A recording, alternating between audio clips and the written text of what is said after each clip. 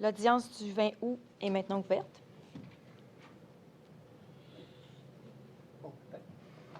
Bonjour. Je vous dis comme ça. Bonjour.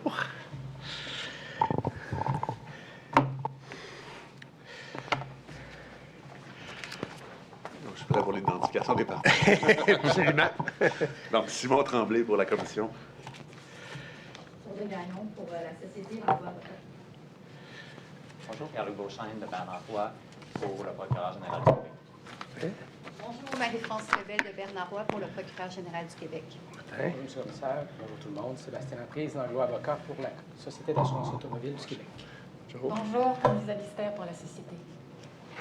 Bon matin. Donc, Maître Gagnon, on va assermenter le témoin, puis après ça, vous allez pouvoir poser des questions. Vous affirmez solennellement de dire la vérité, toute la vérité, dites je l'affirme. Je l'affirme. Vos noms et occupations. Alain Généreux, directeur adjoint au cabinet du ministre de la Sécurité publique, M. Bonnardel. Merci. Alors, bonjour, M. Généreux. Rebonjour. J'aimerais avoir quelques questions, aborder quelques questions avec vous sur votre parcours professionnel. Vous avez mentionné hier que vous étiez un homme d'affaires. Par curiosité, dans quel domaine étiez-vous un homme d'affaires? Bien, j'ai été dans l'immobilier, donc j'ai fait du développement immobilier, commercial, résidentiel. J'ai été aussi consultant à mon propre compte. J'ai eu aussi des commerces au détail, puis j'ai été gestionnaire d'un restaurant. Je comprends. Donc, vous n'avez aucune expérience à titre d'homme d'affaires dans le domaine des technologies de l'information? Aucune expérience dans le domaine des technologies de l'information. On se suit. Parfait. Vos interlocuteurs à la SAC maintenant.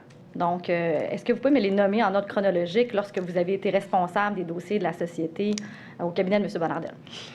Mes interlocuteurs à la SAC étaient principalement Dave Leclerc. Il y a eu aussi, j'essaie d'y aller chronologiquement, là, Myriam Régnier, qui était, j'ai pas son titre exact, mais en tout cas Myriam Régnier. Ensuite, il y a eu, parallèlement, Nadia Fournier, Marie-Pierre Moreau. Ça, c'est les intervenants que je parlais de façon quotidienne. Les autres, bien, quotidienne, tu sais, dans le sens où quand j'avais des dossiers, ça dépendait des dossiers, parce que chacun avait ses particularités. Les autres personnes avec qui j'ai parlé à la SAC, c'était vraiment plus des rencontres ponctuelles. Tu sais, que ce soit, je peux penser, mettons, à Yves Frenette, ou je peux penser, mettons, à Martin Simard, qui était pour un projet de loi. Tu sais, dans ce sens-là, fait que c'est pas, chronologiquement, là, c'est pas des personnes que je parlais régulièrement, sauf pour des dossiers spécifiques. Qui est au niveau de... Ah. Régnier, Moreau, est-ce qu'il y a une autre personne? Nadia Fournier. Madame Fournier, parfait. Allez-y. Parfait. Donc, j'ai raison d'affirmer que dans le cadre de vos fonctions, vous avez quand même une collaboration continue avec les interlocuteurs responsables à la société du projet CASA. Continue sur CASA, pas vraiment, dans le sens que les interlocuteurs que je viens de vous nommer, c'est pour différents dossiers. Je comprends. Mais c'est sûr que pour CASA, c'était pas continu, dans le sens où c'était vraiment des points de passage. C'était pas quelque chose qu'on discutait vraiment pas. C'était vraiment pas un dossier qui était courant dans nos discussions. C'était quelque chose qui revenait de façon ponctuelle. Comme j'expliquais hier, quand on nous présentait des informations, quand on challengeait ou on questionnait, là, on avait une séquence, mettons, qui était peut-être plus intense, là, sur une semaine, 2 semaines, 3 semaines. Mais après ça, on revenait d'un dossier usuel de la SAC. Mais c'est sûr que j'étais en relation avec la SAC de façon continue, mais pas sur CASA de façon continue. Je comprends. Je fais bien la distinction. Merci. Puis par rapport à, justement, là, les échanges d'informations, les questions que vous pouvez avoir, j'ai vu beaucoup de courriels avec Mme Fournier. Donc, ça arrivait fréquemment que vous écriviez des courriels, qui est votre moyen de communication de prédilection avec Mme Fournier, lorsque vous aviez des questions. Donc, c'était vraiment... Oui, Mme Fournier, beaucoup de courriels avec Mme Fournier. Comme je disais, Dave Leclerc avait un statut un peu particulier dans le sens où Dave était plus téléphone. En tout cas, ma façon de communiquer avec Dave était plus téléphone. Je ne sais pas si M. Leclerc était plus téléphone avec d'autres collaborateurs, mais avec moi, il aimait prendre le téléphone. Fait que des fois, il y avait, tu sais, hier, on a vu en pièce un texto où, je pense que ça venait de Mme Fournier qui me demandait « Dave aimerait te parler. » Tu sais, c'était téléphone. Tu sais, c'était plus téléphone avec Dave, mais Nadia Fournier, c'était plus par courriel, effectivement. Je comprends. On va prendre maintenant, je vais vous l'indiquer, la pièce 49P 384, c'est AG13. Super. j'ai ça en main.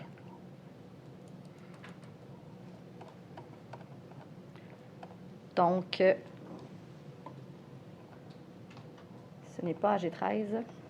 C'est le 49P 384, c'est le NAPRON. C'est la rencontre du 3 juillet 2020. C'est la dernière page, je pense, Ouais. de AG13, ça se peut. Oui, c'est possible, oui, effectivement. Donc, on va peut-être réduire la... Parfait. Donc, vous voyez bien, monsieur le commissaire également? Oui. Parfait. Donc, au meilleur de votre souvenir, là, puis c'est peut-être que ça m'a échappé lors de l'interrogatoire de Maître Tremblay, mais qui était présent lors de la rencontre du 3 juillet 2020? Oh, j'ai pas le souvenir de qui était présent à cette rencontre-là, à moins que je puisse aller consulter mon agenda du jour. J'ai pas de souvenir précis de qui était là. Tu sais, il faut comprendre que des rencontres à la SAC, on en a eu plusieurs, surtout à l'été 2020. Je comprends. J'ai aucun souvenir de précisément, mais habituellement, tu sais, si, mettons, je pose la réflexion, habituellement, qui présente ces dossiers-là, c'est habituellement l'équipe, de mémoire, c'est l'équipe à Dave qui me présentait ces dossiers-là, mais j'ai pas de souvenir de qui précisément était à la rencontre. Je vais aller plus précisément. Est-ce que le ministre était présent? J'ai pas de souvenir. OK. Est-ce que Mme Tremblay, à votre souvenir, était présente? J'ai pas de souvenir OK, de, tu sais, j'ai vraiment. pas de souvenir de la rencontre, donc je peux pas confirmer personne. Donc, vous allez faciliter ma vie. Là. Si je vous demande qui vous a présenté le contenu du NAPRON, vous ne le savez pas. Exactement. Je comprends. OK. Puis, est-ce que vous... Vous avez eu d'autres rencontres qu'on vous a présentées des napperons. Il y a quand même du technique là-dedans. J'imagine que vous avez une mémoire on vous a pas juste présenté comme ça, on vous l'a expliqué. Là. Ah non, c'est sûr qu'on m'a expliqué OK. le napperon, là, c'est sûr. Alors, c'est soit Mme Tremblay, Mais c'est pas, de mémoire, c'est pas Mme Tremblay qui m'a présenté celui-là. Ça se peut que ce soit Mme Tremblay, parce que Mme Tremblay a fait quelques présentations sur CASA. ça peut être M. Malenfant, est-ce que ça peut être M. Leclerc? Monsieur Malenfant, ça serait plus surprenant, mais les souvenirs de mes rencontres avec Monsieur Malenfant sont très rares là, dans mon souvenir. Puis assurément que c'était pas M. Malenfant s'il était présent à la rencontre qui me briefait, là, qui me parlait. C'est pour ça que c'est plus une présentation, selon mes souvenirs, de Dave Leclerc, peut-être qui devait être accompagné de M. Malenfant ou de... Mais mon souvenir de ces rencontres-là, c'était plus Dave Leclerc. Mais c'est sûr que lors de ces rencontres-là, on avait des réponses. Là. On était, c'était pas quelqu'un qui nous présentait un apron, puis on avait on posait des questions, puis on avait des réponses, etc. sur l'enjeu de ça. Puis ça faisait suite, évidemment, cette présentation-là, comme j'ai dit hier, à des discussions qu'on avait eues en amont sur le fait qu'il nous disait qu'il il souhaitait reporter le projet d'1 an pour se donner plus de flexibilité. Puis je ne reviendrai pas sur Okay. sur quoi Maître Tremblay vous a longuement questionné hier là, concernant le rapport de l'échéancier et les incidences financières. Mais ma question était qui vous présente les informations sur le NAPRON? Votre réponse, c'est j'ai pas un souvenir précis. Exact. Moi, je vous suggère que Mme Tremblay est en vacances le 3 juillet Ça se 2020. C'est possible. Ça se peut. Puis je sais que c'est une rencontre qu'hier, on a abordée, là, qui avait été remise de 3 jours, mais qui était là, pas de souvenir. Parfait. Est-ce que vous avez un souvenir d'avoir remonté, excusez-moi l'expression, là, le NAPRON à M. Bonnardel? J'ai pas de souvenir. J'ai pas de souvenir, mais de façon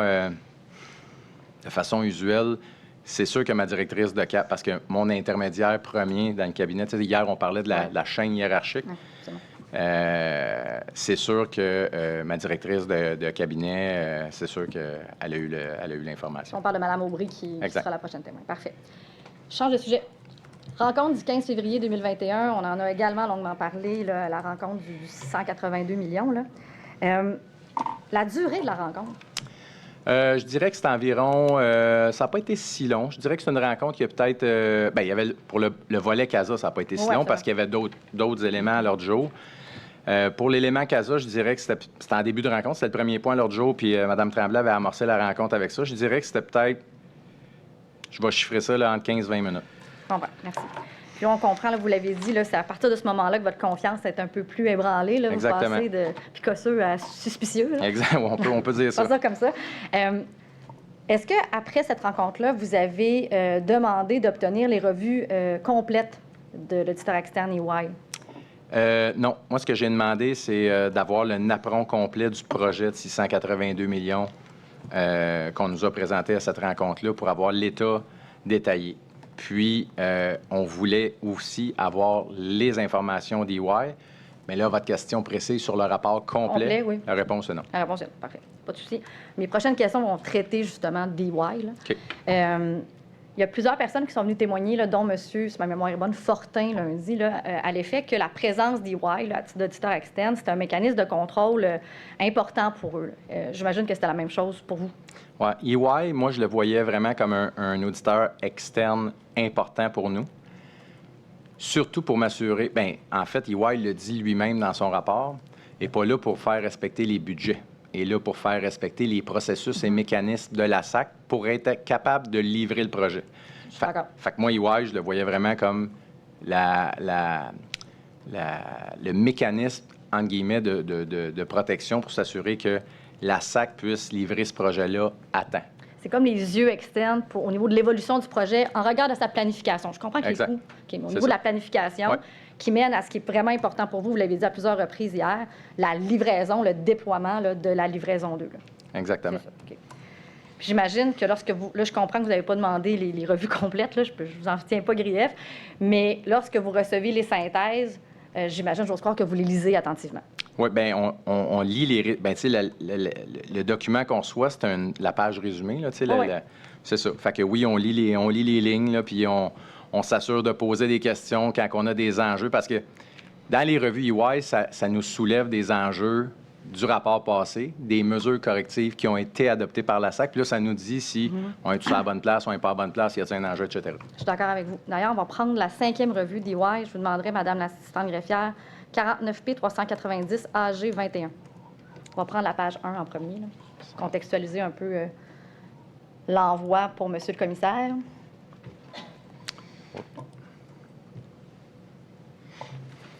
Si c'est écrit comme ça, je n'y arriverai pas. Parfait. Merci. Donc, je vous réfère au courriel du 23 septembre 2021. C'est Nadia Fournier qui envoie à Mme Rajotte. Mme Rajotte, là, c'est votre adjointe, c'est ça? Bien, c'est l'adjointe du cabinet, c'est l'adjointe du ministre responsable de l'agenda, puis tout ça, elle fait parvenir les... Mais ça, c'était sûrement en fonction de la... C'est ça, pour la rencontre, là. Oui, c'est ça exactement. Vous me devancez. Là, on va... Bonjour Martine, voici les documents en prévision de la rencontre du 28 septembre entre le ministre et les gens de la SAC.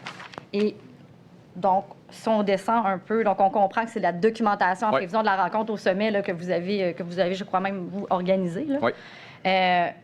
Donc, allons à la page 4 de 6, s'il vous plaît, Madame l'assistante greffière.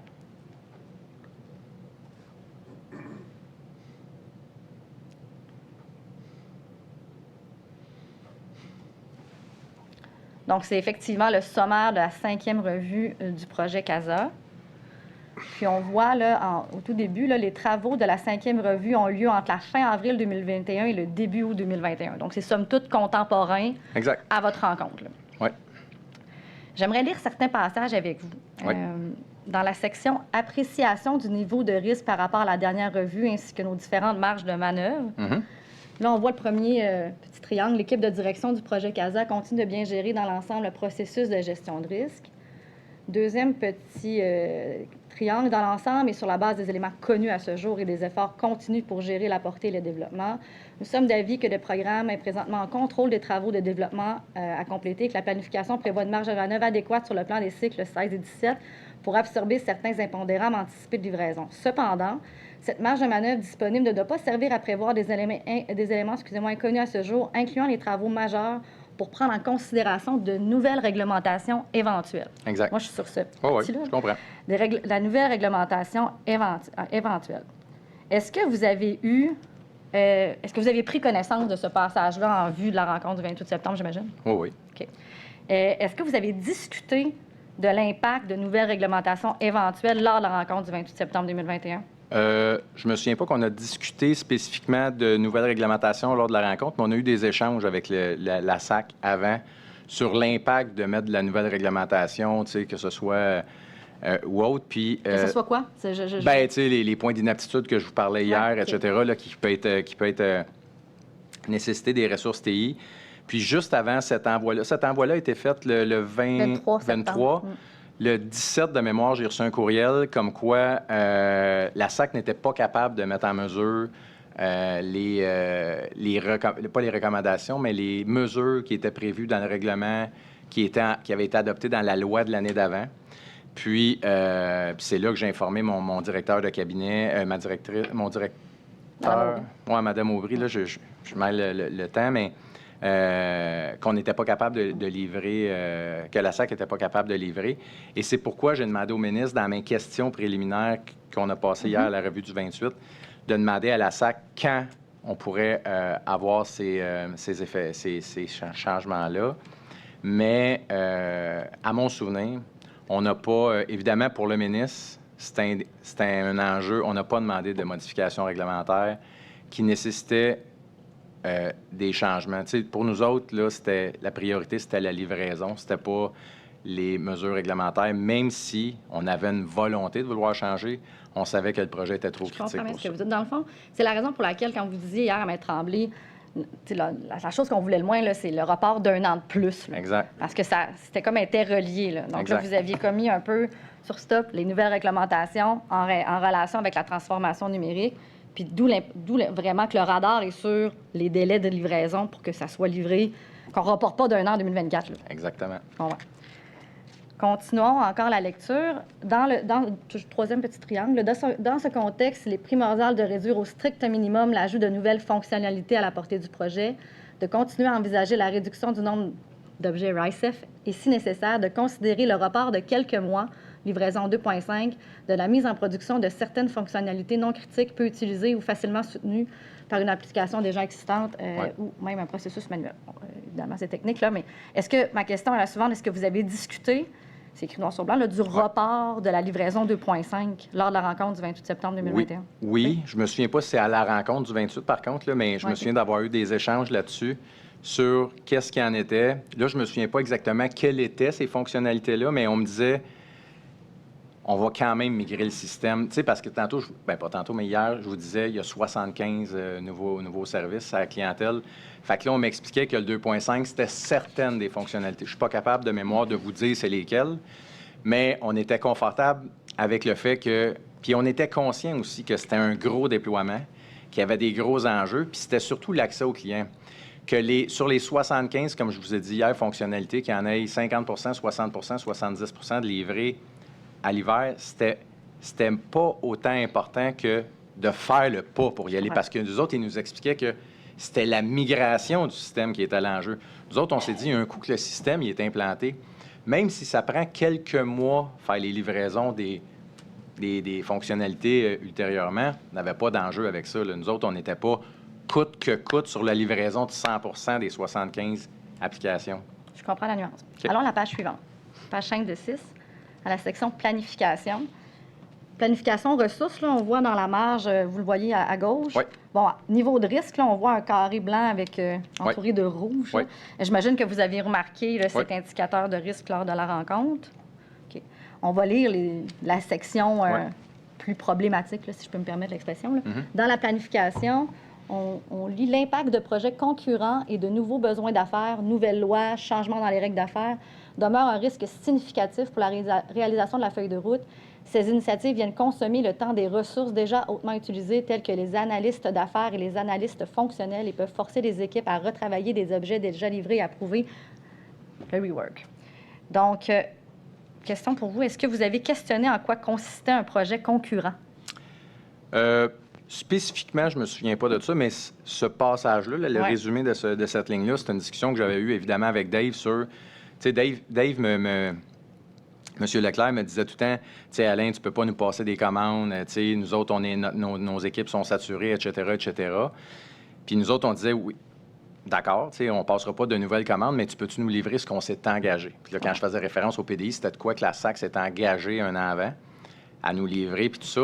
Puis là, je me souviens pas de comment ça s'est terminé, mais c'est sûr qu'on n'a pas, c'est sûr qu'à ma connaissance, on n'a pas demandé à la SAC, coûte que coûte, de faire en sorte de livrer ce changement législatif-là, réglementaire au PDI ou autre. Je Je comprends. Donc, là, vous êtes conscient que mes projets concurrents, est-ce que vous avez questionné la terminologie? C'est une Non, question très candide. Là. Je me suis pas arrêté sur la terminologie projet concurrent, mais ce que Dave m'expliquait, parce que, tu sais, évidemment, quand on reçoit ça puis qu'on parle avec Dave ou quelqu'un, Ouais. tu sais, de la SAC, ils font un peu comme vous faites, là. Tu sais, on résume la ligne ou le passage, mais on ne s'attarde pas à chacun des mots. Je comprends que quand EY l'écrit, ils écrivent des mots parce qu'ils donnent un rapport. Mais quand on nous explique le rapport, on passe par-dessus ça. Puis, tu sais, je me souviens très bien que pour ce point-là, c'était un enjeu qui était connu du cabinet, là, que si on allait de l'avant avec des nouvelles lois, réglementations ou autres qui nécessitaient des TI, qu'on mettait à risque la livraison. Parfait. Ensuite, allons à ressources. En général, le deuxième, là, la disponibilité excusez-moi, des ressources internes et externes demeure un enjeu important qui sera réglé difficilement d'ici la fin du projet. Nous recommandons la création d'un plan de mitigation pour aborder le départ éventuel des ressources clés avec un plan B pour chaque ressource. Ça, j'imagine que ça a été également discuté. Vous avez dit à M. Tremblay hier que ça a été continu, le problème des ressources. Exact. Pendant... Le problème des ressources, là, le carré rouge, même s'il était jaune, qui était rouge de même, c'était un problème récurrent. Tu sais, on nous expliquait, il y avait l'effet de la pandémie qui nous disait dans le monde, là, parce que, tu sais, les ressources étaient demandées pour différentes... on faisait de l'impartition à l'externe, etc. Tu sais, il y avait... En Inde, on a parlé. Exact. C'est un enjeu. Mais on nous confirmait aussi à la fois que c'est correct. Tu sais, dans le sens que, oui, on soulève le point, nos équipes travaillent là-dessus, c'est sûr que c'est un enjeu, mais... On est là. Fait que, oui, j'ai vu le passage en question. Si on parle d'un plan de mitigation, est-ce que vous avez obtenu, est-ce que vous avez demandé un plan de mitigation? Non, j'ai pas à mon souvenir avoir demandé le plan de mitigation, mais ce qu'on m'expliquait, c'est que la SAC avait procédé adéquatement avec ses ressources internes externes pour le régler. Parfait, merci. Pierre Rodrigue. Il a été question de M. Rodrigue hier. Bon, ils ont parlé beaucoup de gens, là, donc... je me situe toujours à la rencontre du 28 septembre 2021, mais M. Rodrigue, de façon générale, là, c'est quoi son rôle? C'est quoi son titre? De mémoire, là... Après rôle. Oui, c'est ça. De mémoire, là, il est responsable des projets informatiques au ministère de au MCN, là, Exactement. Puis, c'était lui qui... C'était lui c'est ça. C'était lui qui était responsable des projets informatiques. Quand... hier, je vous faisais référence à la rencontre, je vous disais, il acquiesçait, tout ça, mais je me suis souvenu qu'il était favorable au projet, mais qu'à la rencontre, il avait dit que le projet de la SAC, c'était un modèle. Il avait rassuré le ministre, il avait mis une couche en disant que le projet de SAC, à l'époque CASA, c'était un bon projet, puis que c'était un modèle.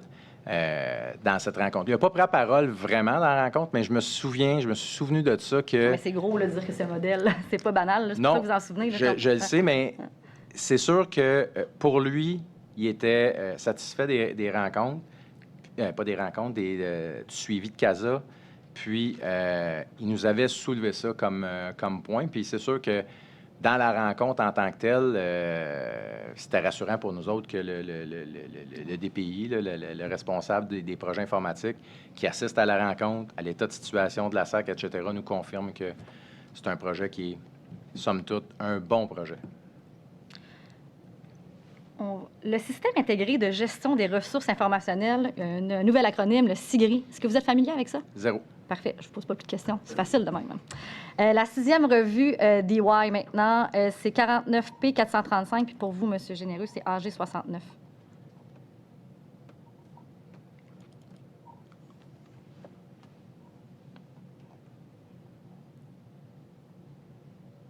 Donc, on voit, elle est datée du 7 juin 2022.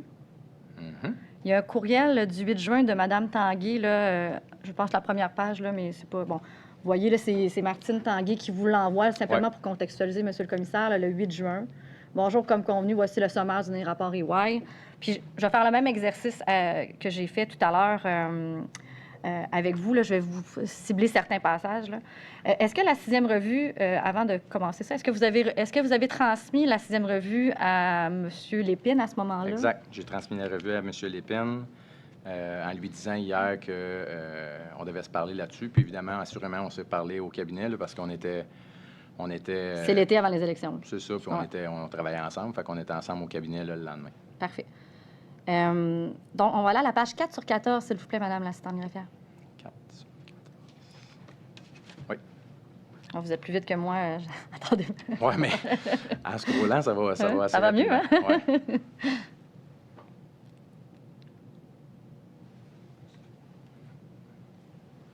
Donc, on va aller à droite, là. Oui.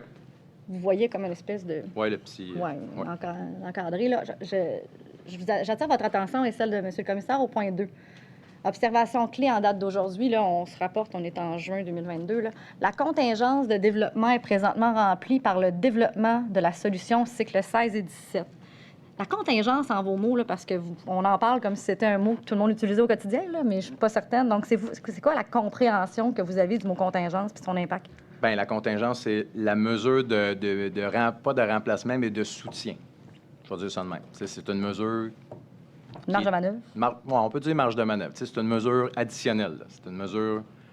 c'est ça. C'est une mesure additionnelle, une mesure de soutien où on peut expliquer ça comme ça. OK. Puis, une contingence remplie, est-ce que ça vous rend inquiet, vous? C'est sûr. OK. C'est sûr. Puis ça précise dans l'encadré gris que l'expression que j'ai utilisée hier, on est faire sur faire.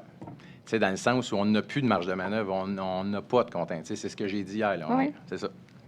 Puis est-ce que vous avez posé des questions une fois que vous avez reçu la 6e revue, vous l'avez lu, vous l'avez absorbé? Est-ce que vous avez posé des questions à la société sur l'absence de contingence? Oui. Là, je me souviens pas précisément, parce que là, je me souviens avoir parlé à Sébastien, mon directeur de cabinet. Je me souviens pas de l'échange des discussions par rapport à ça, mais la finalité des discussions, mais je me souviens du faire sur faire. Là, je me souviens de lui avoir dit Répétez ça, vous dites. faire sur faire, tu sais, dans le sens où OK, c'est on n'a pas de marge de manœuvre. Oui, c'est ça. Dans le sens où, tu sais, il y a un risque. Là. Tu sais, what's next?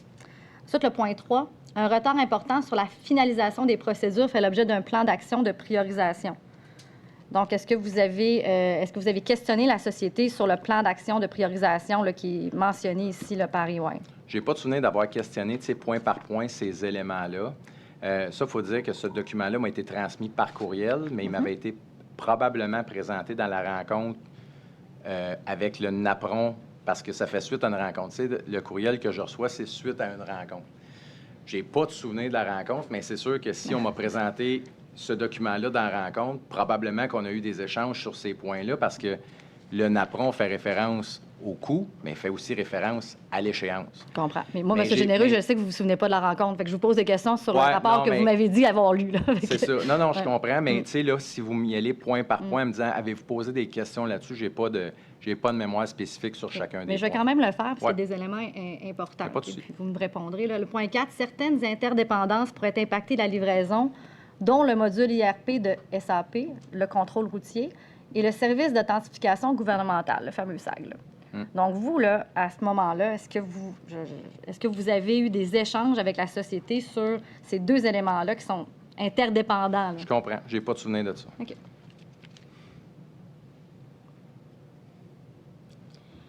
On va aller à la page 7 sur 14, s'il vous plaît, Madame l'assistante greffière. Moi, j'ai une question. Là. Oui. Une question, là, parce que ce qu'on vous montre là chez lire, là, c'est assez clair, ça. Là. Est-ce que ça reste à votre niveau? Vous montez ça dans votre hiérarchie? Là? Bien, je remonte ça. Je devance peut-être vos questions. C'est parfait, mais, c'est vous le patron. Non, mais je remonte ça à mon directeur de cabinet. On en parle le lendemain. Tu sais, j'ai envoyé un courriel la veille. Je remonte ça à mon directeur de cabinet en lui expliquant qu'il n'y a pas de marge de manœuvre, pour prendre la bonne expression, sur la suite des choses.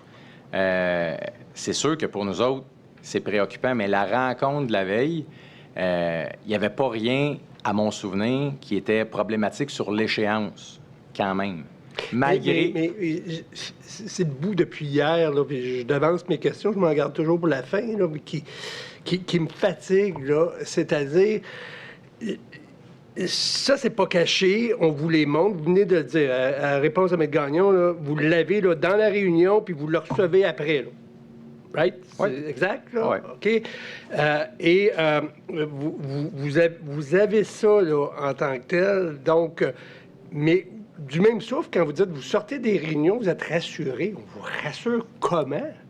Ben, On vous rassure juste parce que ça veut dire l'échéance est respectée, c'est assez, ça? Non, c'est pas ça. C'est que quand on a une rencontre comme ça, on pose des questions.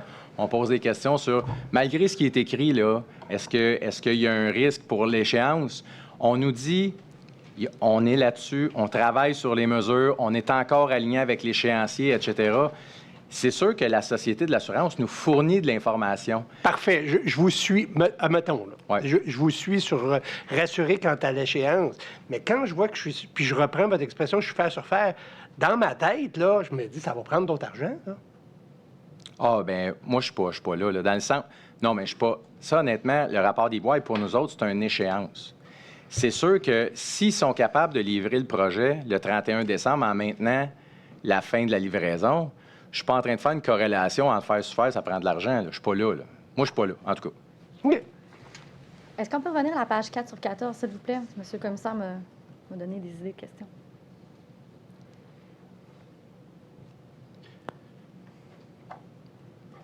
On parle encore du SAG, là. Qui est responsable du SAG? Vous êtes à quel... Je reviens à la page 4, OK, excusez-moi. excusez. Ouais.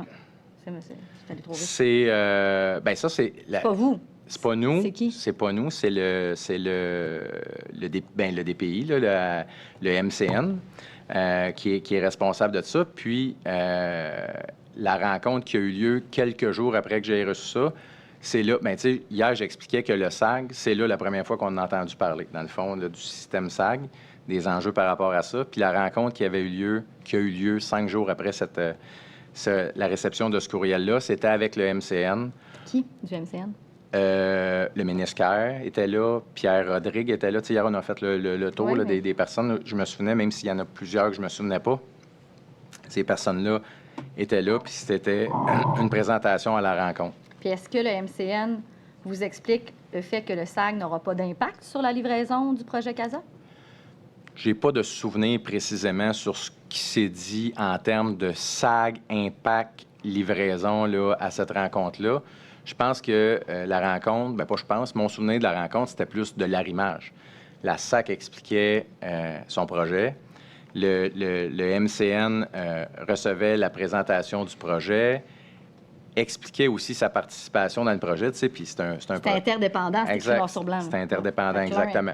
Fait que c'est une présentation où tout le monde se met au diapason par rapport à où on est rendu dans le point de passage, puis là, on se rappelle qu'on est à 6 mois de la livraison. Exact, mais vous, votre perception, c'est que tout le monde est conscient que le SAG puis la livraison, c'est interdépendant. Oui, moi, on est conscient qu'il y a ça, même si on connaît pas, parce que là, après, j'ai su c'était quoi oui, le là, SAG. je mets dans la perspective, c'est difficile. Mais je fais juste revenir, on n'a aucune idée, quand on voit ça, le service d'authentification gouvernementale, que ça vient avec un Question.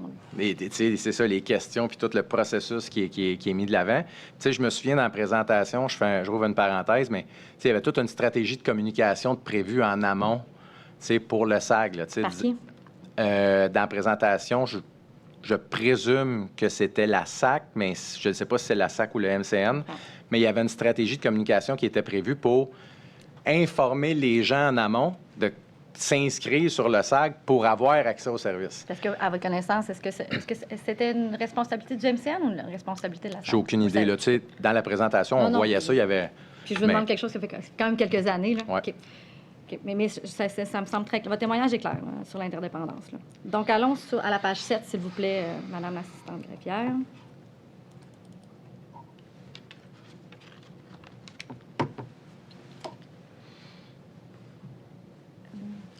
Le point 5, procédure. Oui. Lisons-le ensemble. Là. Le développement des procédures accuse du retard. Un pilotage et une priorisation serrée sont en cours afin d'atteindre les objectifs de développement de la documentation et d'éducation pour la fin de l'année. Mm-hmm. Donc, là, vous voyez se marquer, encore une fois, c'est marqué accuse. Vous me dites que votre priorité, c'est la livraison dans le temps parce que vous êtes un peu tanné de reporter en raison du fait que vous ne pouvez pas avoir de nouvelles réglementations, on en a parlé.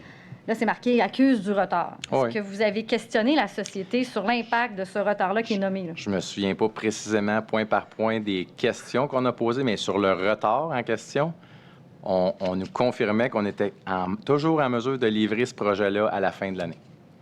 Parce que, tu sais, c'est sûr que pour nous autres, même s'il y a des retards dans certains éléments, ça ne vient pas qu'une corrélation directe que ça va coûter des sous ou que le projet ne pourra pas se faire livrer, là, dans le sens où, on l'a vu un peu plus tôt, là, certaines fonctionnalités vont être reportées un peu. Fait il y a toute cette perception-là à notre niveau de l'information qui est communiquée qu'il n'y a pas d'enjeu à ce moment-là, le 8 juin, sur le livrable de la livraison d'eau. Je comprends, mais c'est... Non, il y a des enjeux. Il y a des risques à nommer. Oui, il y a là. des risques à nommer, j'en conviens. Là. Je ne dis pas qu'il n'y a pas de Ouais. risque, puis c'est un projet de 680 millions. Et très clair, là, à la page précédente, on parle de, je pense, 252 anomalies qui doivent être, qui doivent être rectifiées avant le 31 décembre, là, date qu'on doit... Je suis d'accord avec vous. Là. Je les vois. On voit qu'ils ont beaucoup d'anomalies. On voit qu'ils sont en test. On voit qu'ils ont du retard dans certaines affaires, mais on nous confirme quand même qu'on devrait être en mesure de livrer L2. Là. Fait que c'est sûr que pour nous autres, la question qui se pose à ce moment-là, le 8 juin, dans le cabinet du ministre, la SAC porteur du projet nous confirme qu'ils sont encore on time, on target pour livrer L2, malgré les enjeux. Tu sais, pour nous autres, la SAC est le porteur du projet. Elle nous remonte l'information. Là, on l'a vu à travers mon témoignage qu'on a eu. Mais avec cette information-là, à notre niveau, Non. on est encore Je confiant. comprends, puis écoutez, c'est toujours facile là, Non, le ben- lundi matin de questionner ce qui s'est passé le dimanche au football, là, mais la réalité, c'est que vous avez des risques nommés. Oui, il y a même une mention qu'il y a des impondérables, il y a des aléas qui peuvent vraiment venir comme court-circuiter les délais. C'est écrit là, dans les rapports. Assurément. Ça vous est transmis. Puis moi, ma question, c'est très candide. Là. Est-ce que vous avez questionné davantage la société? Puis je comprends que la réponse, c'est non, pas en juin 2022. Bien, j'ai pas de souvenir. Je dis comprends. pas que je ne l'ai pas questionné. J'ai pas de souvenir Mais vous pouvez pas précisément me dire, sur le Marie point par Gagnon, point. J'ai posé cette question-là, voici mon courriel, ou j'ai appelé telle personne. Vous n'avez pas de souvenir d'avoir Non. eu un élément déclencheur de dire là, Alain, il faut que j'appelle. Bien, Dave. sur la globalité, on a posé des questions. Oui, oui, c'est sur pas- le point par point, Je comprends. Ouais. Je ne vous fais pas de reproches. Non, je le sais. Je veux juste être Ouais, précis ouais. dans la mesure du possible là, avec la question. Puis, tu sais, un projet comme ça, là, même si on est à 6 mois de le livrer, bien, on l'a vu, d'ailleurs, on l'a vu, on est à risque de ne pas être capable de le livrer en temps, puis qu'on a pris une décision. Probablement qu'il y a un autre rapport EY qui est arrivé plus tard, qui a levé un flag à quelqu'un, puis qui ont dit 31 décembre, no go, à cause de peut-être ces indicateurs-là, etc. Mais quelle décision, tu sais, la question qu'on peut se poser après coup, c'est quelle décision on aurait pu prendre le 8 juin pour changer le cours des événements au mois d'octobre? Moi, je pense pas qu'il y avait... Je pense que le processus, il est enclenché. Puis là, tout le monde travaille à réaliser l'objectif. Puis quand on arrive au mois d'octobre avec un nouvel état de situation, on a une décision à prendre, go, no go. Nous autres, c'est comme ça qu'on le prévoit. On n'était pas en mode, on tire tout ça à la plug. Tu sais, on n'est pas là pantoute, dans le sens où le projet, il est ses rails, il avance. On a encore une société d'État qui nous confirme que les budgets, l'échéancier, c'est là. Il nous soulève des enjeux à juste titre. Ça, on ne peut pas dire qu'on n'a pas l'information, Je suis d'accord. mais on nous rassure sur le fait qu'on va maintenir l'échéancier.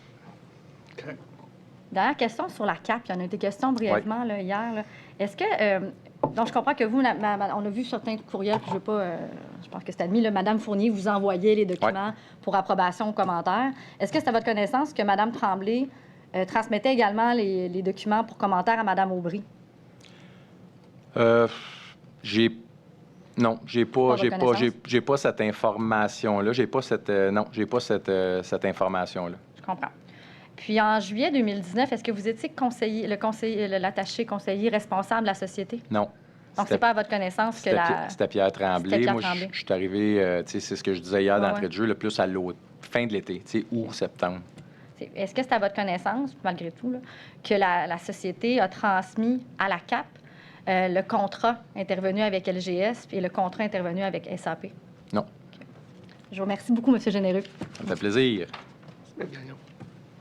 Beauchesne.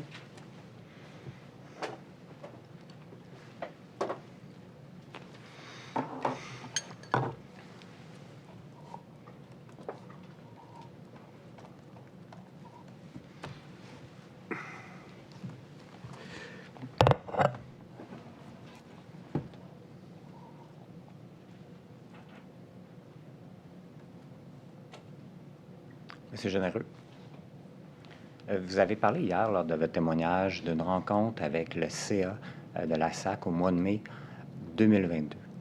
Oui. Est-ce que vous pouvez nous mentionner qui avez-vous rencontré lors de cette rencontre-là avec les membres du CA et de la direction de la SAC? Là, j'y vais de mémoire, évidemment, mais je me souviens que M. Marcellet était là. J'étais avec le ministre, évidemment. De notre côté, là, au niveau du cabinet, il n'y avait que moi et le ministre qui étaient présents à cette rencontre-là. Il y avait M. Marcellet. Et là, j'y vais de mémoire. Là, il y avait certains membres. Il y avait des vice-présidents. Est-ce qu'ils étaient tous là? Je ne peux pas confirmer si l'ensemble des vice-présidents étaient là, mais il y avait une bonne majorité de vice-présidents qui étaient présents à cette rencontre-là.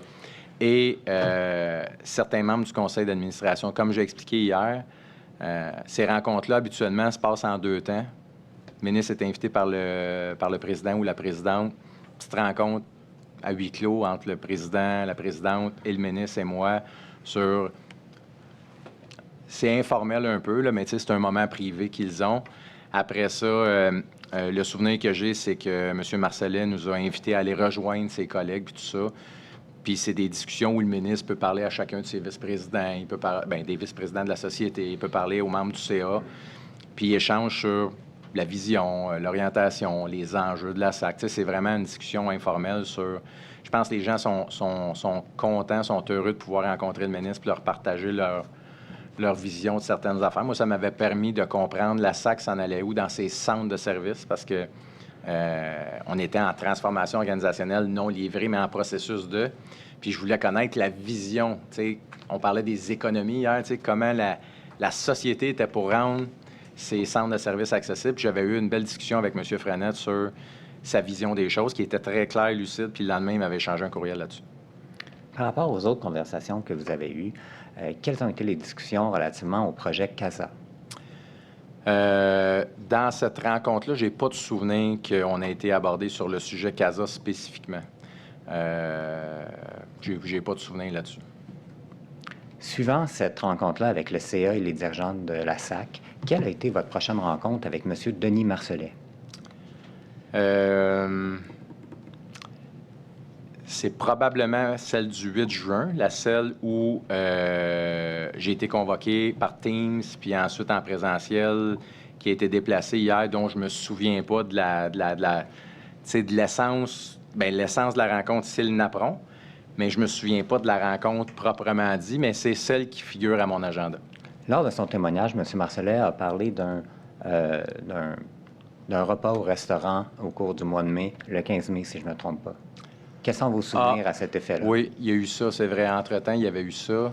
M. Marcellet m'avait appelé pour m'inviter à luncher au restaurant. C'était un restaurant qui était pas loin de chez moi, à Québec, sur la rue Cartier, que je connaissais. Fait que quand il m'a donné le point de rencontre, on ne sait pas, il dit est-ce qu'on va souper au restaurant? Fait que j'avais répondu favorablement.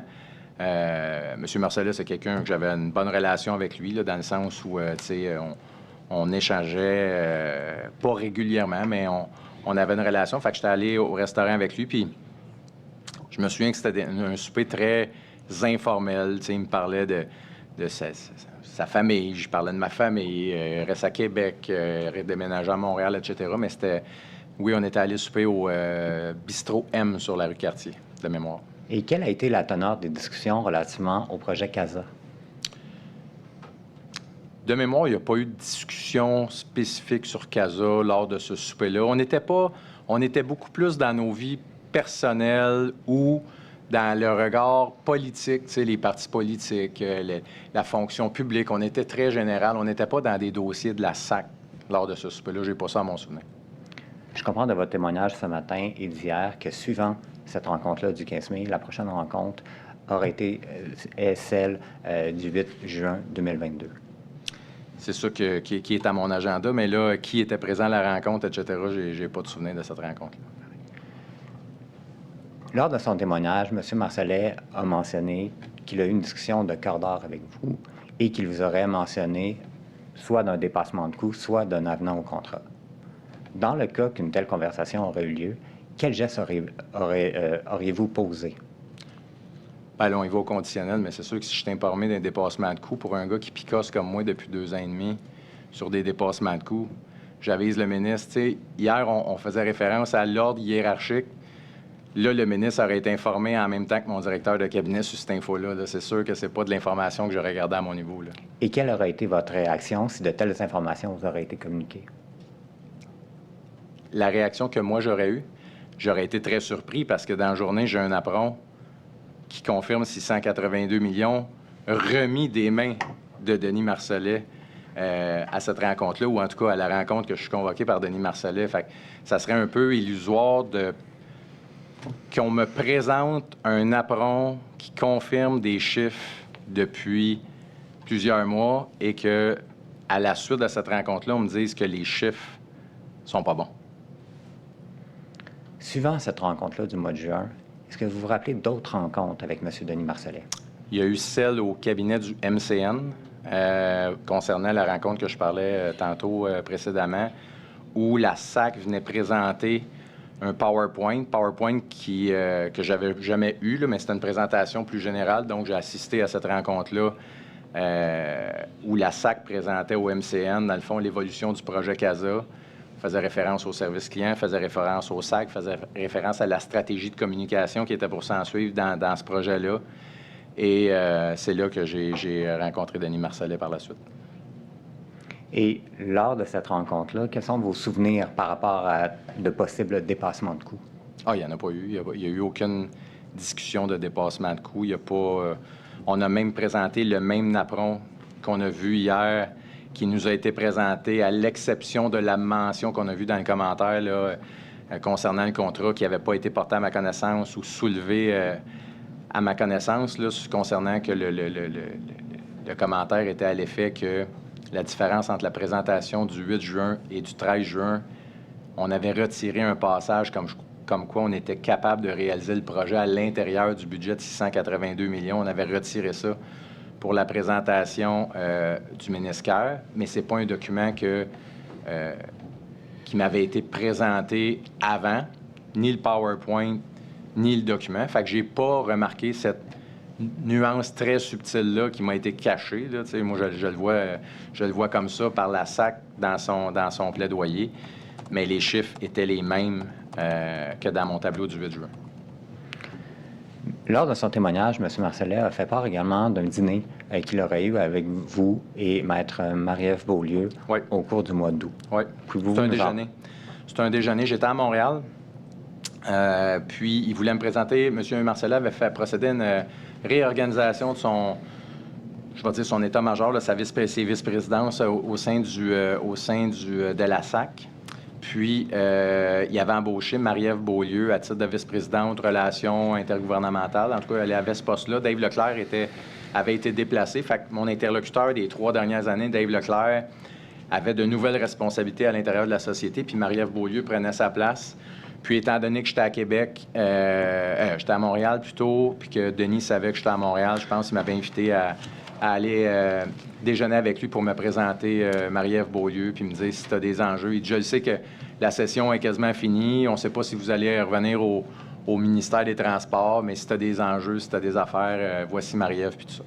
Quels ont été les sujets qui ont été abordés lors de ce déjeuner? Il n'y a pas eu de... On n'était pas dans des dossiers... il m'expliquait plus sa réorganisation qu'il avait faite à la SAC. C'était quoi les responsabilités qu'il avait données.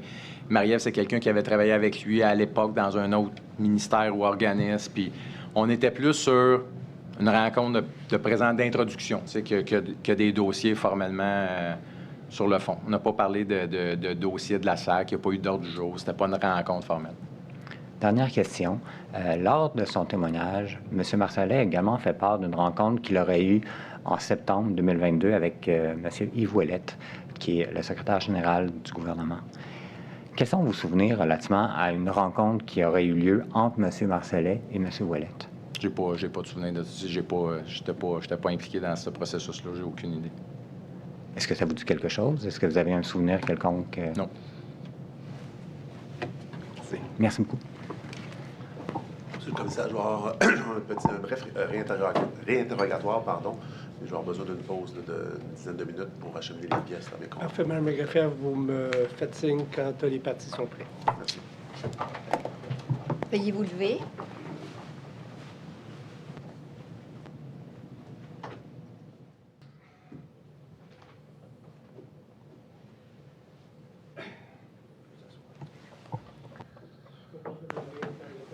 Oui, très bref sur 4-5 points, Monsieur le commissaire. Bon, rebonjour, Monsieur Généreux. Bonjour. À une question de Mme Gagnon, vous avez dit, elle vous a demandé est-ce que les rapports, les NAPRON, vous les envoyez à Mme Aubry. Oui. Vous avez dit oui, définitivement, tout à côté. Est-ce que vous les envoyez également à M. Lépine? Les NAPRON, oui. Les NAPRON, les communications de la SAC officielles, je les envoie tant à M. Lépine qu'à Mme Aubry. Est-ce que c'est la même chose pour les rapports EY? C'est difficile pour moi de savoir si systématiquement ils sont tous envoyés, mais de façon très générale, je présume que oui. On a au moins un exemple avec le 8 juin, quand on envoie Exact. la revue du 7 juin. Pour ce qui est des rééditions à la CAP, on en a parlé hier, on en a vu, on a sorti certains extraits. Évidemment, on n'a pas fait Ouais. tous les extraits, là, ça a juste démontré la dynamique. Mais est-ce que j'ai raison de croire que la SAC vous envoie toujours le rapport CAP en disant voici, est-ce que ça vous va? Je comprends que vous ne faisiez pas nécessairement de commentaires détaillés, mais minimalement, on vous informe du NAPRON ou de la réédition qu'on qu'on transmet envoie à la CAP. Je demanderais à Mme la greffière d'exhiber la pièce 49P390. On va se rafraîchir un peu la mémoire, bien que ça doit être assez... non, ça, c'est 443. 390. Avez-vous ma petite cote AG, s'il vous plaît, ou vous l'avez pas? Sur l'écran, c'est le grave. à l'écran. On l'a vu en suffisamment hier. Là. Good. C'est AG21. Pas de souci. Merci. Merci.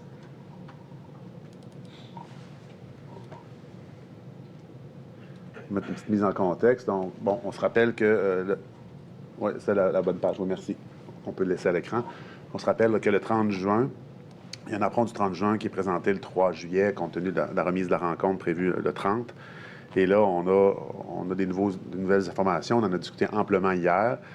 On avait la livraison, on détaillait la livraison. On a comme conclu que c'est la livraison 2, mais ça ne disait pas aussi explicitement que au NAPRON de septembre 21, on voit clairement dans la flèche en bas à droite, sera suffisant pour terminer la L2. Bon, je pense que le 30 juin, ça le disait, mais là, ici, on ne peut pas dire qu'il y a d'ambiguïté.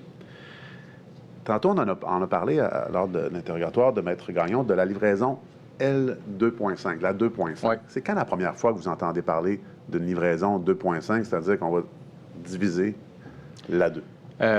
C'est probablement là, honnêtement, c'est probablement à la rencontre du mois de septembre, mais j'ai pas de souvenir précis parce qu'évidemment, pour la SAC, la livraison 2.5, c'était une façon de nous dire que c'était pas 100% de la 2 qui était livrée. Donc, c'était certaines fonctionnalités. Fait que c'était pas quelque chose qui était défini en 2.5 comme c'est communiqué sur les NAPRON. Mais je me souviens qu'il y avait certaines fonctionnalités qui allaient pas être, qui allaient être décalées un peu dans le temps, mais que c'était pas, on me disait que c'était pas des grosses fonctionnalités comme l'immatriculation, permis de conduire ou autre, comme je vous expliquais un peu tantôt. Ma compréhension, c'est ça, c'est que la 2, c'est le gros morceau, puis la 2.5, on va faire une deuxième livraison, et ça va être moins de fonctionnalités. Moi, je ne l'ai pas compris comme ça. Moi, je l'ai compris que la livraison 2, c'est le gros morceau.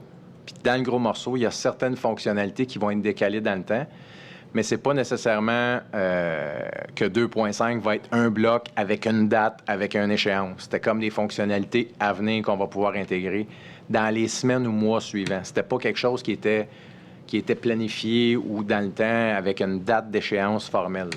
Exemple, là, je peux vous donner un exemple. Mettons une fonctionnalité qui aurait pu être à la SAC, exemple, le transfert des véhicules entre particuliers. Bon, mais exemple, cette fonctionnalité-là aurait pu être mise en place 1 mois et demi après le déploiement de 2, puis pas nécessairement l'ensemble des autres fonctions. C'est dans ce sens-là. C'était pas comme d'un bloc où j'avais la perception qu'il y avait une date pour la 2, puis il y avait une date pour la 2.5. Nous, on avait une date pour la 2, mais dans le rapport EY, on voit qu'on part de la 2.5 comme des fonctionnalités qui vont être retardées. Là. Excusez-moi, c'est une nouvelle pièce, c'est ça que... Vous pouvez afficher là, la pièce qu'on va coter, 49P443, la corde qui était réservée là, aux interrogatoires des participants. Donc, il s'agit là, de la reddition de compte de décembre 2021 à la CAP. Mm-hmm. Et là, on peut constater dans le bas qu'on vient indiquer aussi à la CAP que c'est suffisant pour compléter la L2. Et on parle de la L2.5.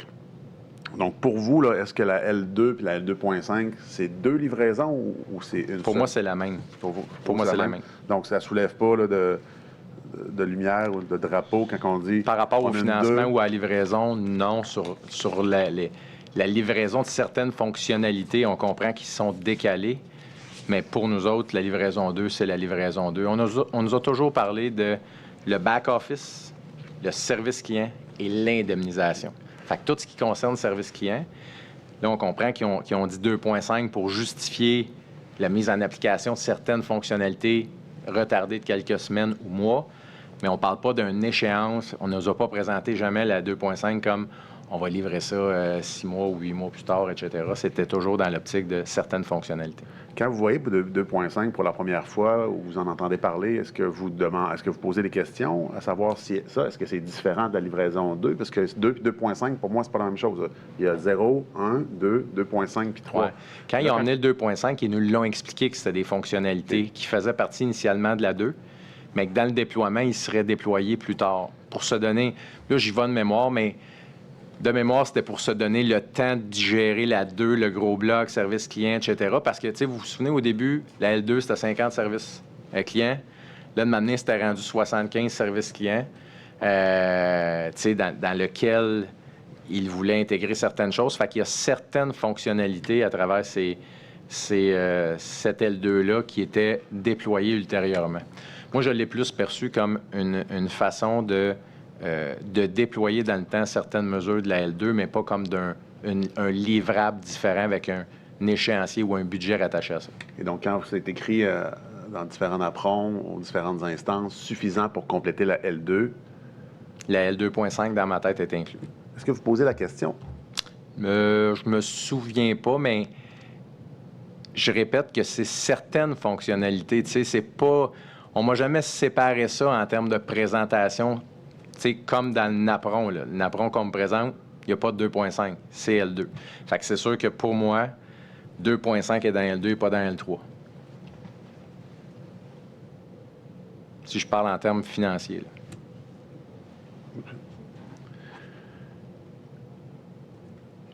Maître Beauchesne, vous avez demandé si vous avez souvenir ou entendu parler de la rencontre du 8 septembre. Qu'est-ce que vous faites pendant Le 8 septembre 2022, une rencontre avec M. Ouellet, secrétaire général? OK, oui. Puis il vous pose des questions, vous avez répondu que sensiblement, ça ne vous disait rien. Qu'est-ce qui arrive d'un conseiller politique, attaché politique, là, bref, qu'est-ce qui vous est arrivé, vous, quand il y a une période électorale, par exemple celle de 2022? Je suis en congé. Vous êtes en congé? En fait, ce qui se passe, c'est que on garde nos congés pour la période électorale. Fait que je suis en congé dans mon travail. Dans le cabinet politique, ce qui se passe, c'est que souvent, on va garder une personne qui va être responsable de gérer les urgences. Tu sais, parce que le cabinet, le ministère continue d'opérer. Mais moi, personnellement, j'étais en congé. Je n'étais pas rattaché au cabinet. Donc, lorsque l'élection là, est déclenchée là, à la fin août 2022, c'est bien ça? Là? Exact. 28? Ben, là, j'ai pas la date exacte, mais le mois de septembre 2022, j'étais en congé. Je vous suggérais que ce serait le 28 août que les élections sont déclenchées. Ça se peut. Ouais, 28 août 2022. Donc, je dois comprendre que entre le 22 août 2022 et l'élection, qui sera début octobre, vous êtes en congé, vous ne travaillez pas au ministère. Exactement. Vous n'avez aucune interaction avec les gens du cabinet. Aucune interaction avec les gens du cabinet. On peut se parler pareil dans le sens où c'est des collègues, c'est des amis, tu sais. Est-ce que vous avez des interactions relativement à CASA ou la SAC pendant l'élection? Pas de mémoire, non. Dernier élément, tantôt, une autre question de Maître Gagnon, vous avez parlé des bénéfices. Le fait que ça vous réconforte parce que c'est écrit, et là, on peut retourner à la pièce 390 à la toute fin, c'est-à-dire la dernière page. Là, mais vous vous rappelez, là, dans le fond, on dit que les bénéfices sont encore là. Vous vous souvenez? On peut regarder à l'avant-dernière page, peut-être.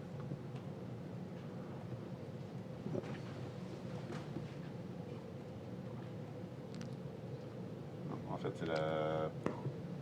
Excusez-moi. Mais Tremblay, je pense que c'est 28 P102. Oui, effectivement. Merci beaucoup. 8P102. À force de jouer dans les napperons, on se mêle un peu.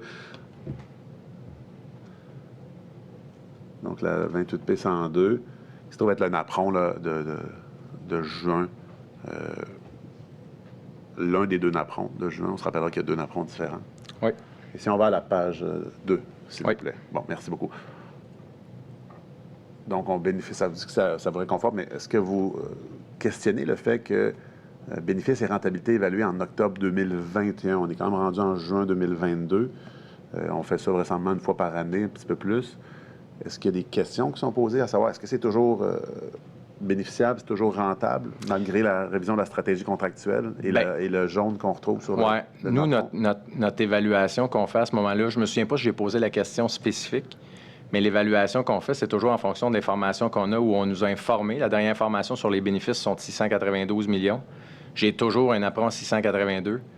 Fait que dans notre tête, j'ai toujours un bénéfice de 10. Est-ce que j'ai posé la question spécifique sur l'évolution du bénéfice entre le 692 et le 682? La réponse, c'est non. Mais vous vous souvenez de ne pas avoir posé la question? Est-ce que c'est un meeting? Vous Non, souvenez pas? je me souviens pas de ne pas avoir posé la question, mais je n'ai pas de souvenir d'avoir posé la question. Mais c'est le plus ça. meeting, c'est la rencontre, pardon, vous n'avez pas de souvenir de... Non, mais c'est parce que j'ai pas de souvenir de la rencontre. Fait que j'ai pas de souvenir de ça, mais par rapport à la question sur le bénéfice, OK. au cours du mandat, OK, on parle au cours du mandat. ben, tu sais, OK. quand le chiffre de 6,82 bouge pas, puis que j'ai une présentation que le bénéfice est de 6,92, dans ma tête, le bénéfice, c'est toujours à 10 millions. Parfait. Merci beaucoup. Ça complète pour moi. Est-ce qu'il y a des questions suite aux questions de Maître Tremblay? Ça va. Monsieur Généreux, moi, j'aurais quelques questions. Bien évidemment, vous comprenez un peu, là, vous êtes un témoin parmi tant d'autres. J'aurai ultimement la lourde tâche avec mon équipe de départager le tout. Mais à chacun des témoins, il y a des questions qui viennent en tête, et notamment qui est carrément en lien avec notre mandat. Notamment, une des parties de notre mandat, c'est le niveau connaissance. Ouais. Alors, ça, vous le savez très bien. Je ne vous cacherai pas, si je siégeais comme juge, je m'abstiendrais là, d'avoir certains commentaires, mais je l'ai fait parce que je suis un commissaire enquêteur en vertu de la loi. J'ai un sérieux problème avec ce que j'ai vu hier, notamment au niveau de l'information qui remonte aux élus. Là. Mm-hmm. Et notamment là, à la Commission d'administration publique. Dans un premier temps, j'aimerais vous entendre. Je poserai les questions peut-être plus, en particulier à d'autres témoins, là, mais quel est le rôle de la CAP? Puis qui fait partie de cette institution-là du Parlement? Là? La Commission d'administration publique, c'est des députés qui siègent sur la Commission d'administration publique puis qui reçoivent de l'information de différents ministères ou organismes puis qui sont responsables, dans le fond, de recevoir l'information. Mais ça va plus loin que ça, là. C'est-à-dire que l'administration publique, c'est-à-dire c'est un organisme de contrôle des élus, là. Oh oui. Je peux comprendre. Et c'est un exercice qui est hautement démocratique. Exact. Et qui est, par définition, public. Représenté par tous les partis. Représenté par tous les partis. Puis je comprends, puis ce que vous avez dit également, quand souvent la présidence est donnée à un membre de l'opposition. C'est ça? Oui, c'est ça. En bonne partie. Alors, quel est le lien entre un ministère, là, dans notre système démocratique parlementaire britannique, là, c'est-à-dire que les élus qui forment le gouvernement sont avant tout également des députés de l'Assemblée nationale, exact. Bien évidemment. Quel est le lien ou l'approche que devrait avoir un ministère, là, puis là, je parle d'un employé politique comme vous, par rapport à de l'information qui pourrait intéresser les élus? Bien, c'est sûr que le maximum de transparence devrait être ce qui devrait gouverner les décisions.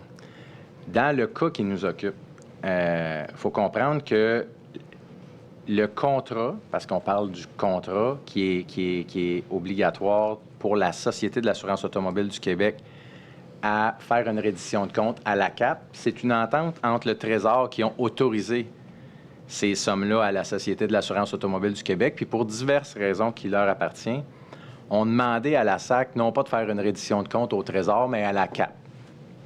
Sur la portion de la CAP, en tout cas en partie, sur le contrat.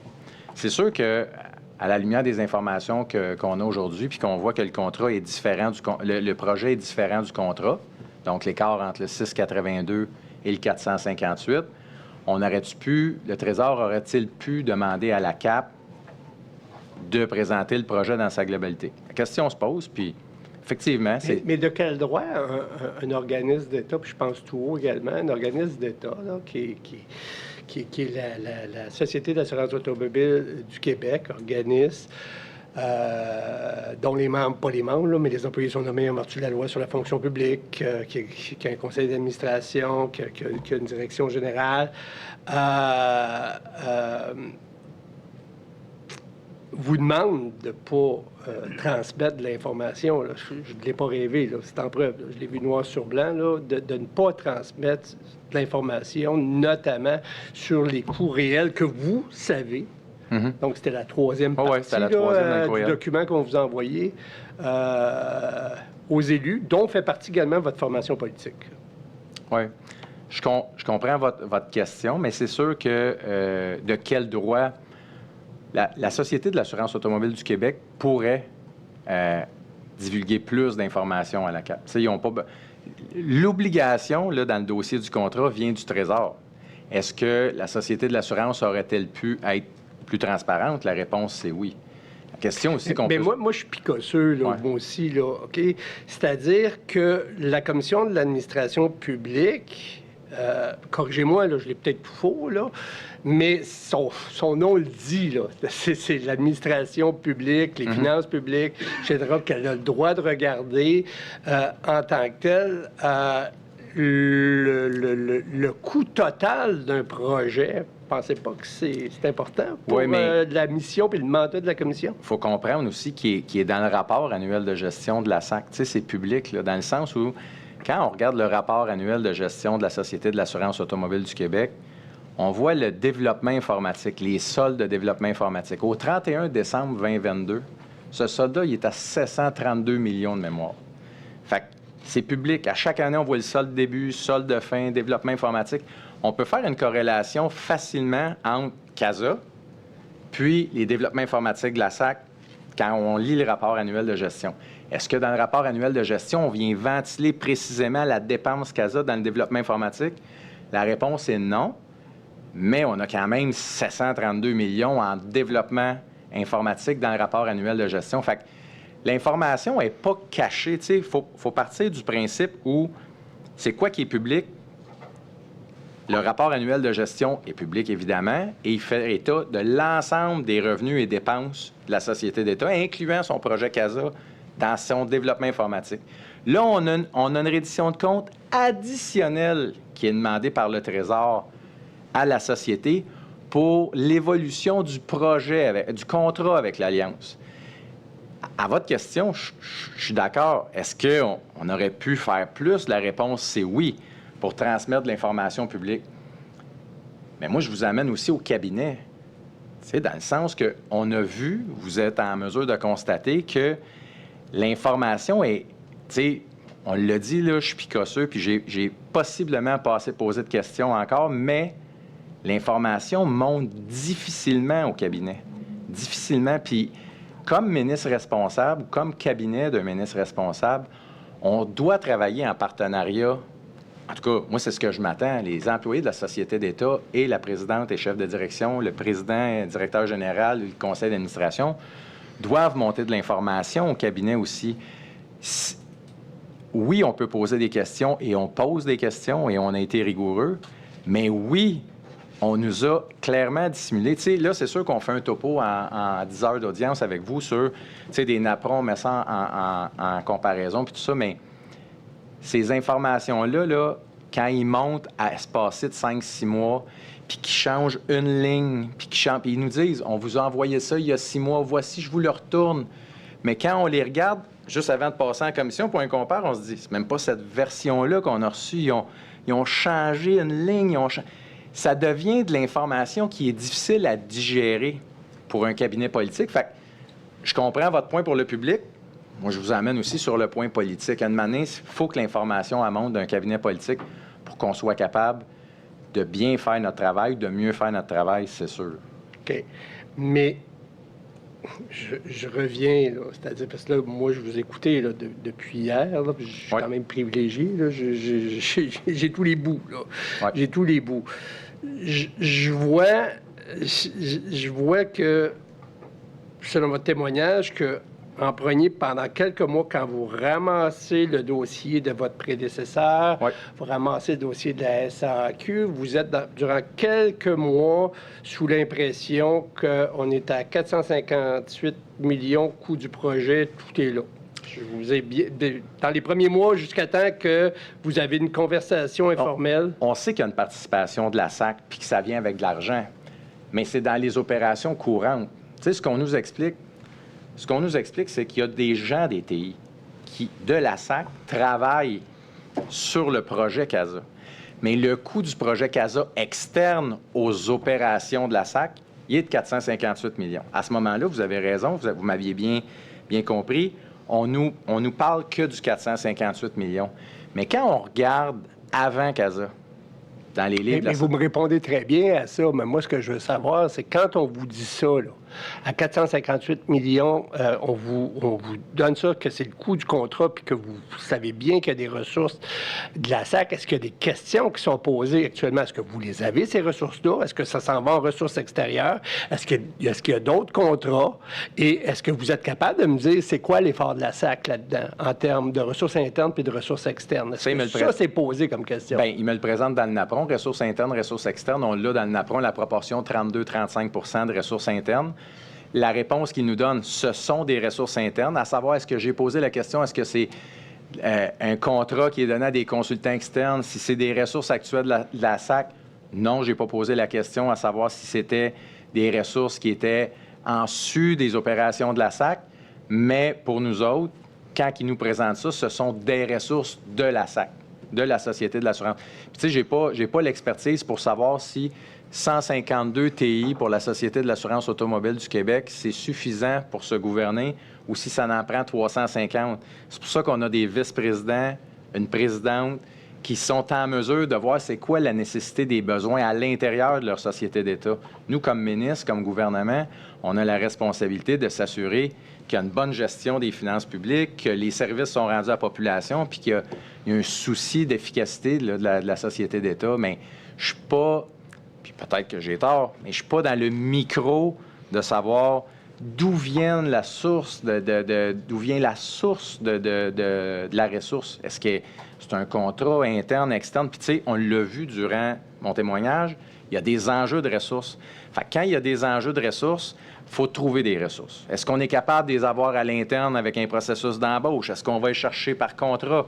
Mais on a un service à livrer à la population, puis les Québécois, c'est à ça qu'ils s'attendent de nous autres. Fait que nous autres, il faut répondre à ça, mais pour prendre la meilleure décision possible, elle ne vient pas du cabinet politique. La meilleure décision possible, elle vient de l'organisme. Mais vous le dites que l'information, elle est dure à obtenir, mais à un moment donné, on vous la donne, cette information-là. Oui. C'est là que j'ai lu des échanges de courriels, là, que vous commencez là, à vous interroger, Oui, en tout cas, oui. vous faites part de vos réflexions, mais au bout de la ligne... C'est le bout que j'ai de la misère à vous cerner, puis avec tout le respect. Oui, je avec comprends. tout le respect, il y a comme un crescendo, on augmente, vous en apprenez un peu plus, c'est long, mais au bout de la ligne, vous me dites, dans les dernières réunions, je suis rassuré, le ministre est rassuré, et vous...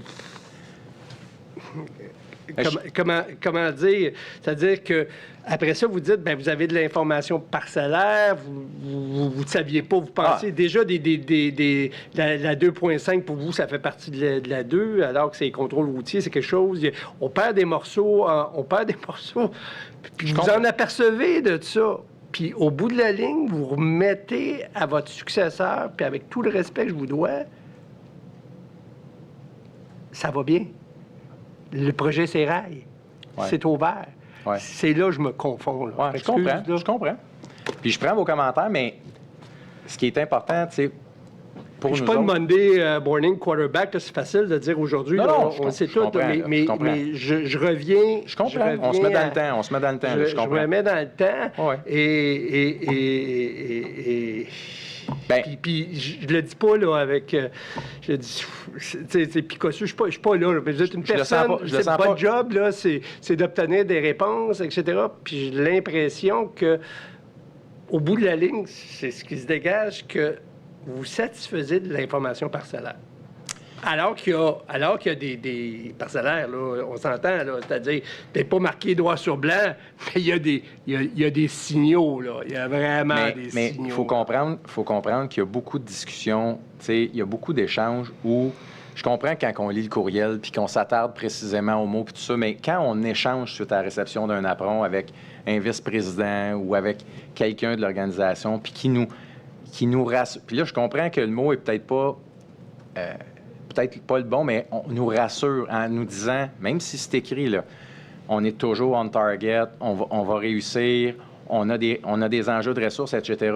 Pour nous, le projet, en octobre 2022, il est ouvert.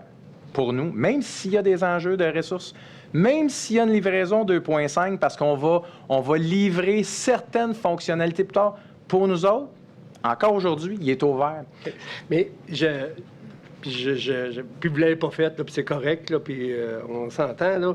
Mais dans le même envoi que vous recevez, vous avez des documents de la SAC qui sont ouverts, dont peut-être un jaune, mais en même temps, vous avez la dernière revue d'EY avec un beau gros carré rouge. En tout cas, Ouais. moi, là, ça m'a interpellé ce matin. Ça Ouais. vous a pas interpellé, ça?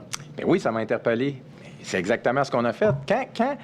Quand on a ce genre d'informations-là, on leur demande c'est quoi les enjeux par rapport aux ressources et on nous dit, puis dans le NAPRON, qui accompagne ce rapport d'EY-là, on nous dit c'est critique, l'enjeu est critique, il n'y a plus de marge de manœuvre, on est en train de réaliser nos tests, malgré qu'il reste 256 anomalies à corriger, etc.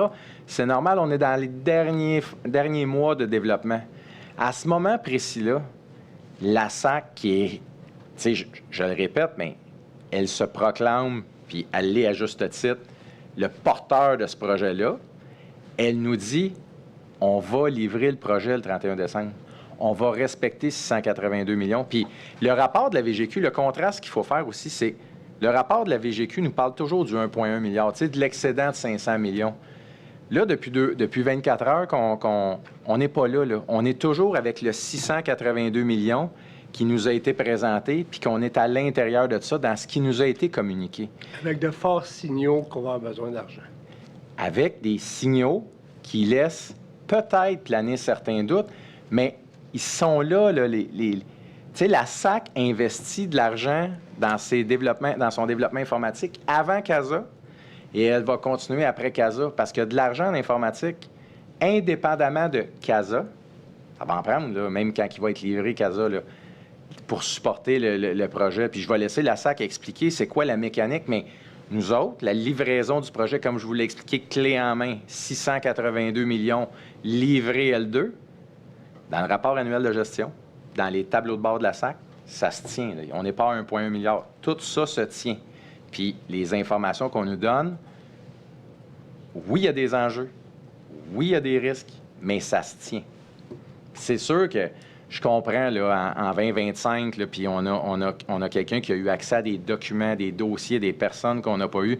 Puis là, on voit ce contraste-là, puis là, on fait siéger des gens comme moi, puis on fait siéger un paquet de personnes pour comprendre. Puis l'exercice, ça va être très payant, là, dans le sens qu'on espère avoir des pistes de solutions puis des recommandations qui vont nous aider à être meilleurs. Mais au moment, là, en 2019, 2020, 2021, 2022, on a posé des questions, on a eu de l'information, mais moi, le point, c'est que c'est sûr que quand ça passe au conseil d'administration, là, qu'il y a une réorganisation, mais que ça ne monte pas au cabinet, là, c'est sûr que j'ai un problème avec ça. Puis je ne peux pas poser la question si personne me flague cette information-là. Ça va. Parfait. Maintenant, fort de cet exercice-là, ou des recommandations, Vous êtes encore, Ouais. vous êtes encore fait partie du personnel politique de Ouais. M. Bonnardel. Vous êtes maintenant à la sécurité publique. Vous avez vu ça aller. Puis je vous l'ai dit tantôt, hein, je veux dire, t'as plein de bonnes personnes qui travaillent pour la SAC, mais l'imputabilité, Ah, je suis d'accord, 100%. elle appartient à votre ministre, elle appartient au PCA, elle appartient à la direction générale de la SAC. Comment est-ce qu'on peut faire? Moi, j'ai toujours dit, hein, on est serviteur de l'État, on est fiduciaire de cet argent-là. On ne Exact. appartient pas du tout. Exact. OK? Moi, j'aurais, à la lumière des témoignages, j'ai entendu certains témoignages ici devant la commission, puis à la lumière de ce que j'ai entendu et de ce que j'ai vécu à l'interne et de la façon dont je me gouverne quand je suis d'un cabinet politique, puis vous m'avez entendu le dire, je suis un picosseux, je suis quelqu'un qui aime ça avoir de l'information. J'aurais été privilégié, moi, que les auditeurs internes de la SAC puissent communiquer avec le cabinet du ministre pour nous donner l'information s'ils sentaient qu'il y avait une sourde oreille en quelque part dans le processus interne de la Société de l'assurance automobile du Québec. Fait que moi, une de mes recommandations, ça serait vraiment de faciliter un canal de communication pour les auditeurs internes où, quand ils doivent aviser le conseil d'administration d'une situation problématique, qu'ils avisent aussi le ministre s'il y a un enjeu en termes de réception ou de communication. C'est pas normal qu'un auditeur interne, comme on a entendu à la commission, là, puis ça sera à vous de juger de la crédibilité de ce qui a été dit devant vous, mais ce que j'ai entendu m'a choqué, là, parce que c'est le genre d'information qui, pour nous autres, nous permet de faire du judo et de challenger les décisions, puis de challenger la machine sur certains enjeux. Fait que ça, c'est sûr que pour nous, en termes d'audit interne, c'est un filon, là. Il y a quelque chose là qui, selon moi, pourrait être bénéfique, parce qu'on parle d'imputabilité du ministre, mais le ministre, j'ai pas de problème avec ça, l'imputabilité du gouvernemental et du ministre, je vous l'ai dit d'entrée de jeu hier dans mon témoignage, mais ça prend de l'information. Puis si on n'a pas toute l'information, ça devient difficile de prendre les bonnes décisions. Puis ça, c'est pareil pour tout le monde. Fait que ça serait mon premier filon. Mon deuxième filon, ça serait, si on sort des audits internes, je pense que si il y a des gens qui ont des signaux d'alarme aussi, je vais dire lanceur d'alerte, mais pas nécessairement lanceur d'alerte, mais quelqu'un à l'intérieur d'une organisation a des signaux d'alarme à nous donner. On voit qu'il y a une culture dans nos ministères et nos organismes, des fois, de vouloir restreindre la communication ou de... C'est difficile pour les lanceurs d'alerte qui émergent de se faire entendre. Encore une fois, j'aurais tendance à dire qu'une recommandation dans le sens de faire monter cette information-là par des voies plus officielles ou plus naturelles vers un cabinet politique pour qu'il puisse prendre les actions de son ministère ou son organisme, je pense que ça pourrait aussi être un filon. Vous voyez, mes deux éléments, c'est en lien avec l'information. Je pourrais compléter en disant que je ne sais pas de quelle façon on peut s'y prendre, mais quand on n'a pas l'information claire, concise, complète dans un cabinet de ministre parce qu'elle est retenue, diluée ou cachée à différentes instances jusqu'aux politiques, ça devient très difficile d'être efficient puis d'être efficace, que ce soit un ministre, mais que ce soit un vice-président sous sa vice-présidence, que ce soit un président. Puis moi, c'est dans ce sens-là. Puis, tu sais, c'est sûr qu'aujourd'hui, on cherche à trouver, tu sais, qu'est-ce qu'on aurait pu faire de mieux au niveau politique, au niveau de la SAC, etc. Je pense que vous allez avoir un regard 360 de tout ce qui est arrivé. Vous allez être en mesure d'apprécier les témoignages de tous, mais je pense que l'information doit remonter. Puis ça, il faut trouver des éléments pour que l'information remonte si on veut être capable de maintenir l'imputabilité à des ministres, à des présidents, à des conseils d'administration. Il faut que l'information remonte. Quand l'information, elle arrête à un de ces stades-là, puis qu'on tient la personne au-dessus de ce statut-là ou ce stade-là responsable, ça devient très difficile. Ça serait ça mes trois lignes. Merci beaucoup. Il me reste à vous remercier. C'est votre témoignage. Alors, comme je dis, Merci ça fait beaucoup. partie d'un tout. On est encore à la mi-chemin de nos travaux. Alors, bonne continuation. Merci pour votre implication au service public. Merci.